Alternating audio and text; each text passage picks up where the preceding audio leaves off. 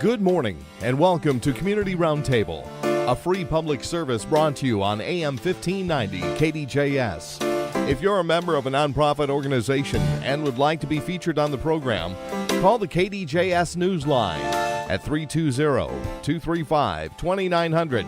That's 320-235-2900. This is Community Roundtable. Al Sheldon here, our Sunday morning feature, of course, on AM 1590 and FM 105.7. And we've got a busy time frame coming up, the last 3 months of the year, as we all know. And we start out with something that is a tradition here in the Wilmer area, the Salvation Army, led by Captain Ron Felt, and a good crew of volunteers and workers putting together another coat and winter clothing drive that we've been publicizing for a few weeks here now on our radio stations. Ron, thanks for taking some time to be on the phone with us here. You guys are getting busier and busier and hopefully even more busy with donations coming in. Yes. Well, thank you for having me. It's my pleasure to be here. How's the coat drive, the winter clothing drive, going thus far? It's going well. We've had quite a few coats from children to adults, and we're still looking for more. We'll have our setup out there until the 5th of October. I know you're looking for donations of anything when it comes to winter clothing, all right? Yes, we'll take hats and gloves and scarves, all that stuff. How about boots? We'll take those as well. Very good. Now, do you like them to be obviously in pretty decent repair, or can a nice winter coat that maybe got a little rip in the corner, is that okay too? Or well, we ask for them to be new or in gently used condition, but if they still have some life in them, we'll take them and make sure they get to somebody that can use them. There's always somebody that I think would want something a little warmer than what they have when we get into these crazy winters here in Minnesota. We never know what we're going to get for sure. I was going through some thoughts from last year. One of the notes that you folks had passed along to us in the media, where you had like 315 coats that were donated. That's a lot of coats, but still was not enough, was it? That's true, yes. We have quite a few people that come through, and we can always use more. You do this via a distribution. What are the dates for that? The distribution dates are October 10th and 11th here at our Salvation Army location. And how do we find the Salvation Army? We are located at 524 4th Street, Southwest in Wilmer. That's right, downtown, correct? Yes. All right, and the distribution is like a first-come, first-served then, or? Yeah, we'll put people through and we'll have a process, but if you want to show up, we'll make sure you get through and get what you need as long as we have it. So it's not a run to the shelf and grab everything. It's an orderly process. We'll make an orderly process out of it. Yeah, sure. Yeah, very good. So how do we donate? We have several locations set up. We have at Cashwise, at Cub Foods, at Schweiglund's Cleaners, at the YMCA, and, of course, here at the Salvation Army. You can drop them off. And again, if you do have something, best to have it laundered and make sure it's, like, say, gently used. If you can do a little stitching if you need to, use those talents to make it even better for the new recipient. Who do you see more of coming through, Ron? Is it moms and dads? Is it a mom with kids, a variety, all the above? It's all of the above, but, of course, the greatest demand is for kids, is that we want to make sure that all the kids get them. But we do have a lot of families, and we do get adults that come through as well.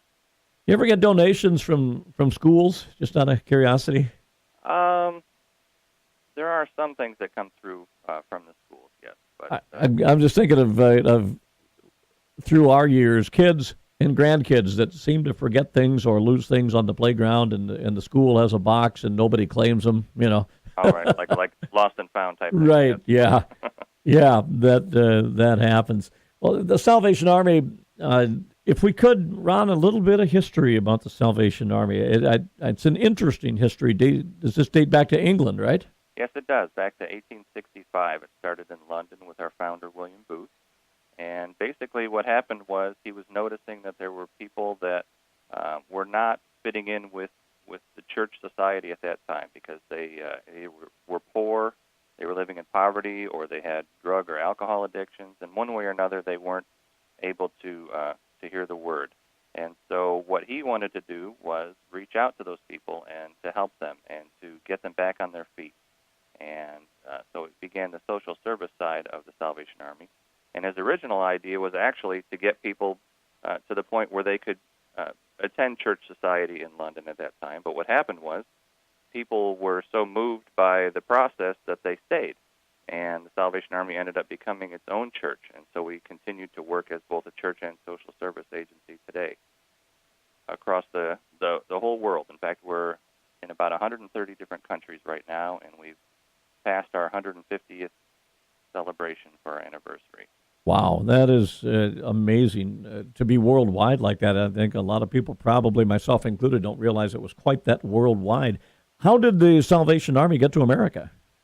It came over in 1885. In fact, William Booth came over, and then he also sent his daughter over, and she began the work here. And it spread across from the east and throughout the whole country. And actually, one of the oldest sites here in Wilmer, we've been here for over 120 years, if you can believe that. Wow.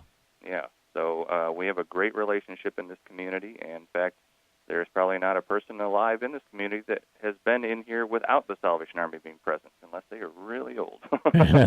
You go back to roughly 1898 then in Wilmer, approximately. Exactly, yeah. What about the locations in Wilmer? How long have you been where you're at now? To tell you the truth, I'm not exactly sure how long we've been at this spot. I'm actually new to Wilmer. I've been here since the end of June. I've taken over as the pastor and the administrator of the facility here. So do a regular Sunday worship other days? How's that work for you? Yes, we have Sunday school and Sunday worship and fellowship every week, and then we also have Bible study on Wednesdays, and then we have a women's group on Wednesday afternoons and a men's group Tuesday evenings.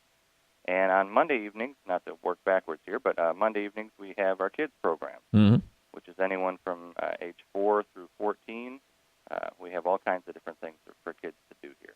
And this is all at the 4th Street location then, right? Exactly, yeah. Okay, well, gosh, number one, welcome to the community. You haven't been here that long. I happened to see you drive through the recycling center when we were out doing a radio broadcast, and I've been wanting to contact you guys, as we do every fall, to talk about the coat drive and some other activities coming up. So by luck of the draw, you saved me an initial phone call just by pulling through to recycle some cardboard or whatever you're doing, right? Yep, exactly. I'm glad I was there that day. Actually, we were turning in boxes because we do a bread run throughout the week so that we can provide free food for people. Those donations come in from Cashwise and Cub Foods, which they're very, very generous to do so. Yeah, our stores here in town are superb that way.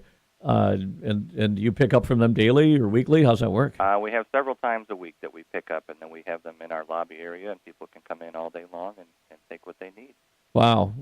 Great service to people who maybe need a little extra boost getting on their feet. It can be tough sometimes, gosh.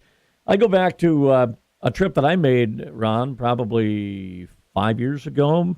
I have a brother-in-law and his family who live out near Boston, and it was my first trip to that specific area, and he took us to Old Town Boston to see some of the sights. We went to the North Church, and of course that history goes back to England, and as you were mentioning earlier on our broadcast here, people having a tough time fitting in England, and Mr. Booth, who started the Salvation Army, wanted to get people to fit in both with the church and with society.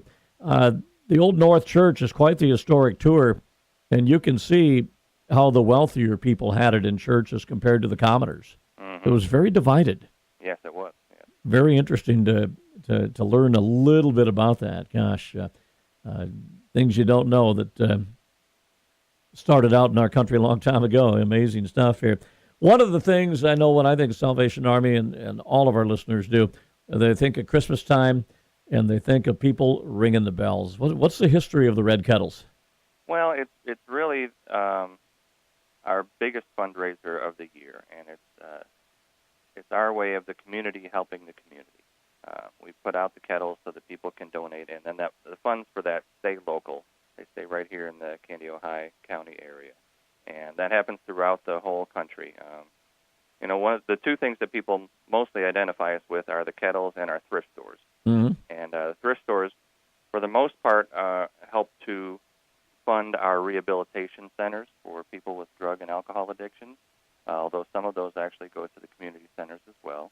But then our Red Kettles, those are directly to the area that the money is raised in. And so it's just a great opportunity for the community to come alongside and to help each other, to help your neighbors to get back on their feet and to get what they need. So it's really a great opportunity for us to work with people. How many kettles on average do you put out each year? I believe we have like 12 locations here in town, and of course this happens all across the country. And volunteers are needed, as always, right? Yes, definitely. We can use volunteers for the kettles. We can use volunteers for the coat drive, volunteers for our toy distribution, all kinds of things. We have plenty of opportunities. So if you want to contact us, we can use you for sure. Businesses, private individuals, service groups, all people that I can think of that have rung the bells. And you know what I enjoy. I know through the years we've had personnel here that have rung the bells, played the radio. I've walked by people at Cashwise, and they've been singing and dancing and attracting a crowd and having fun. That's what it's all about, having fun, and all for a good cause. Right. That is fun. It is. Yeah. You ever? I know I hear about these stories nationwide. I'm wondering locally, and I don't know if you have an answer to this or not. You ever get a unique donation, so to speak, in the kettle? I'm not sure if we've had one here. I know that we do have them. We have certain people that secretly will drop in very valuable coins or gold coins that can be worth thousands of dollars, and their identities have always been secret. We are happy to oblige with them, keeping them as secret as possible because we enjoy getting that. But yes, it's always part of the fun of the season is that someone might drop in something anywhere at any time, and we just we look forward to it. And if someone would like to do that here, we'll be happy to take that as well. Sure. Do you have the location set up for this year then? Or? We're still working to get that done. In fact, we have a kettle coordinator that's going to come in that starts in October, and we're going to make sure we have all our spots lined up. So I don't want to mention anything until we've confirmed that with all the different managers. Exactly. You mentioned toy distribution. Explain that a little bit. Well, what happens is we work with Toys for Tots, and we get donations from the community to give toys out for families in need, families that can't afford to give toys to their kids. So we try to keep track of different families that we work with throughout the year, and they can come in and they can register with us, and they can let us know what their needs are, what the ages of the children are, and what types of things that they need. And so then we have a 2-day distribution, and that actually is going to take place at the First Covenant Church at 801 Wilmer. They're very generously donating their space because, frankly, our building is not big enough for all the families that need to come through. So basically, we serve over 300 different families, making sure that they have what they need to have a wonderful Christmas morning. Does a family sign up for that? Yes, we have different days to get them registered. They can sign up October 29th through November 2nd, and then again on sorry, I don't have that second date with me, but yes, we do have times for them to sign up, and we work with them to make sure that gets done. And then in December 19th and 20th, we have our distribution days, and they'll come in and they'll go through, and we have a very orderly process to walk them through with someone and to make sure that they get what they need. Wow, very great program. Again, helping families out. I think of Toys for Tots. My broadcast career started down in central Iowa, not too far from Ames. And I would go as a reporter to college football games, and there would be a Toys for Tots box set up at a college football game where people could bring toys and donate, And can people donate toys here? How do we do that? Yes, they'll actually be setting up locations around the community, and we can also use volunteers for that. But yeah, there'll be drop-off locations all around for Toys for Tots, and then they work with us so that we can get those distributed where they need to go. Do you remember off the top of the head an NFL game not too many years ago where someone caught a touchdown pass and jumped into the Toys for Tots box in the end zone that was beyond the end zone? Well, we had one with the Dallas Cowboys on the Thanksgiving Kettle kickoff. There you go. That was it. And Ezekiel Elliott, he jumped in one of our big red kettles. And that really created some good publicity. It did. It really brought attention to it. And, the Cowboys work with us, and they're wonderful, and they have our red shields up at the end zones, year-round so that people will always identify with them. But then they do our big national kettle kickoff, the Thanksgiving game every year. Mm-hmm. And they've worked with us on our national advisory board, and they've been a great asset and a great partner for us. Wow, no kidding. Tip of the hat to the Cowboys, even though they're the enemy, so to speak, when it comes to the Vikings, you know. Let's talk about, you mentioned moving here in June. Where did you move in from, Ron? I am originally from Chicago. I grew up in Chicago, and I worked there at the Salvation Army headquarters for about 27 years before becoming a full-time officer and then moving here to Wilmer. Wow. Was Chicago your first job, first time with Salvation Army and all then? Or? That yes, but my parents actually were Salvation Army officers, so I was raised in the Salvation Army, and that's been my church and then my employer for almost 3 decades. Wow. How does one get involved? Well, you come by the Salvation Army, and we'll get you involved. We have plenty of opportunities for that to happen. When you mentioned becoming an officer, becoming a minister with the Salvation Army, two separate things you have to do there, or is it all rolled into one, so to speak? Classes? How does it work? Well, generally for becoming a Salvation Army officer, we have our own college that is located in Chicago, and you once you go through a process, an application, you have to become a soldier, which is a full-time member of the Salvation Army. And then if you feel that you are being led to become an officer, which would be a full-time ministry position, basically a lifetime commitment, then once you get through the application process, then you would go through 2 years of schooling in Chicago, which involves also on-the-field experiences at different locations around the area. And then after the 2 years, you would graduate, and then you would be sent out to your first appointment, which could be anywhere in the 11 central states. How did you decide on Wilmer? I did not. That is up to the administration. They send you where the need is. Okay. And, this is where they apparently felt they needed me. So well, that's great. I hope your first impressions of the community have been good. It's a beautiful area, you know. It is. It's a very welcoming community and much appreciated, and a very faith-based community as well. And so I've enjoyed the people that I've met and look forward to meeting more. Well, let's once again, as we did at the top of the show, let's talk about the coat and clothing drive for the winter season. Again, to kind of wrap things up here, Ron, where, again, can we drop the winter clothing off for kids and adults? Okay. The locations for the drop-offs are Cashwise, Cub Foods, Schwagman's Cleaners, the YMCA, and, of course, here at the Salvation Army on 4th Street downtown. And these, again, can be anywhere from infants, little baby folks, as I like to call them, you know, little peanuts, all the way up to adults, right? We'll take all sizes, and hopefully we'll match them with the right people. And again, the collection goes through October 5th, and then the distribution will be the 10th and 11th of October. The 10th and 11th of October. All right, and that would be a Wednesday and Thursday. As I look at the calendar here, the deadline to donate is Friday. So I imagine between Friday, October 5th, and the morning of the 10th, you're going to have some people being pretty busy getting things organized, huh? We will. We'll welcome volunteers if they'd like to, but yes, we do the setup for it on October 8th, and if necessary, the 9th, and we'll be setting up, setting the different sizes and getting everything organized and making sure that we have everything ready so that when people come through, we're able to help them as quickly as possible. All righty, and if one of our friends wants to volunteer, how do they do that? They can call us at 320-235-2033, or they can stop by anytime at our location on 4th Street.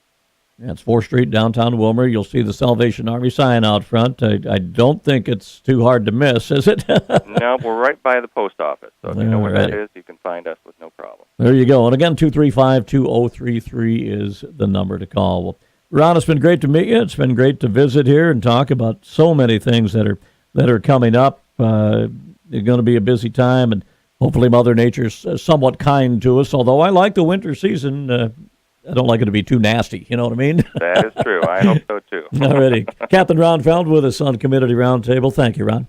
Thank you very much. You've been listening to Community Roundtable, a free public service brought to you on AM 1590 KDJS. If you're a member of a nonprofit organization and would like to be featured on the program, call the KDJS Newsline at 320-235-2900.